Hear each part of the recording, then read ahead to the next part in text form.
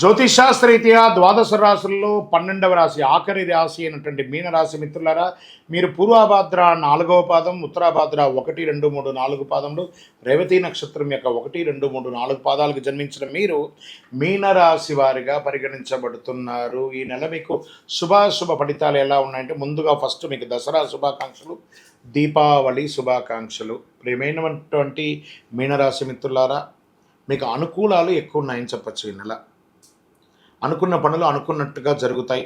ప్రభుత్వ వ్యవహారాలు శుభప్రదంగా ఉంటుంది. మీరు కోల్పోయినటువంటి ఏవేవైతే కోల్పోయినారో, ఎలాగో 7.5 శని మీకు నడుస్తుంది. కొన్ని కోల్పోయినట్టు ఉంటారు కదా, వాటన్నిటికీ ఉపశమనం అని చెప్పచ్చు. మళ్ళీ మీరు పొందే అవకాశాలు ఉన్నాయి. గౌరవ మర్యాదలు కూడా పొందుతారు. కుటుంబం సంతోషకరమైనటువంటి ఆహ్లాదకరమైనటువంటి వాతావరణంలో ఉంటుంది.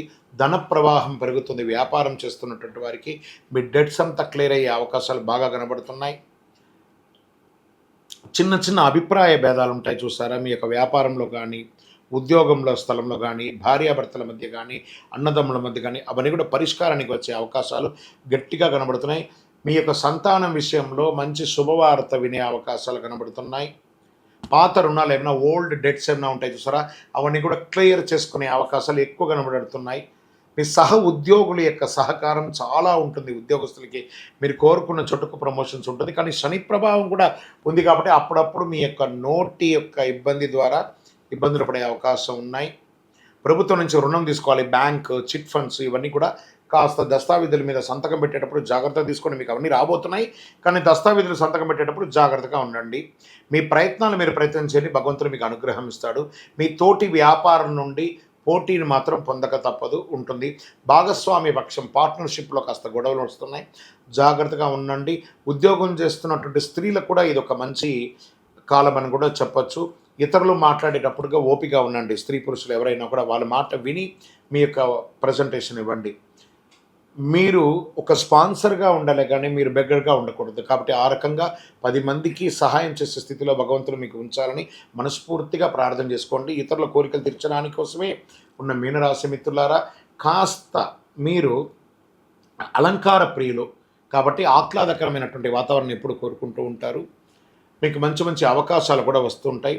గృహోపీకరణ వస్తువులు కూడా కొన్ని అవకాశాలు ఉన్నాయి. విద్యార్థులకి ఇది ఒక మంచి సమయం అని కూడా చెప్పవచ్చు.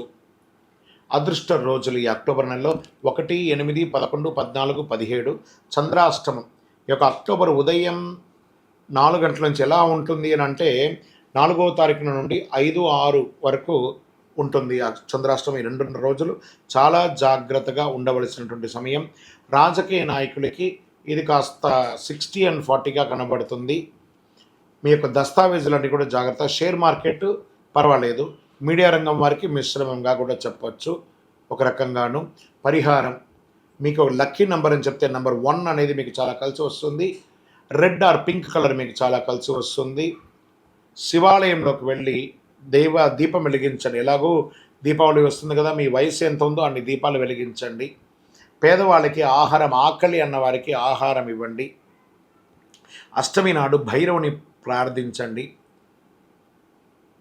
అతి శక్తివంతమైనటువంటి కరుంగాళి మాలను ధరించండి. ఆరోగ్యపరంగా బాగుంటారు. గ్రహదోషం తొలగి ఉంటుంది. అన్ని రకాలుగా మేలు జరుగుతుంది. మీ యొక్క వ్యక్తిగత జాతకం తెలుసుకోవాలనుకుంటే కింద కనబడుతున్నటువంటి నెంబర్కి మీ యొక్క date of birth, time of birth, place of birth WhatsApp చేయండి. విజయవస్తు. ద్వాదశ రాశులన్నిటికీ మీరందరూ కూడా ఆయుర ఆరోగ్య ఐశ్వర్య భోగభాగ్యాలతో ఉండాలని అఖిలాండ కోటి బ్రహ్మాండ నాయకుడు శ్రీ ధర్మశాస్త్ర అయ్యప్ప స్వామి వారి యొక్క 18 అవతారముల దేవాలయం తిరుపతిలో జీవకోణంలో ఉన్నటువంటి ఆ జీవశాస్త్ర స్వామి వారిని దర్శించండి. మీకోసం మేము ప్రార్థన చేసుకుంటాం. తిరుపతికి వచ్చినప్పుడు మన దేవాలయాన్ని దర్శనం చేసుకోండి. రైల్వే స్టేషన్ నుండి తిరుపతి బస్టాండ్ నుండి 3 కిలోమీటర్ల దూరంలో ఉంటుంది. విజయోస్తు. వందే మాతరం, వందే మాతరం, వందే మాతరం. శరణమయ్యప్ప.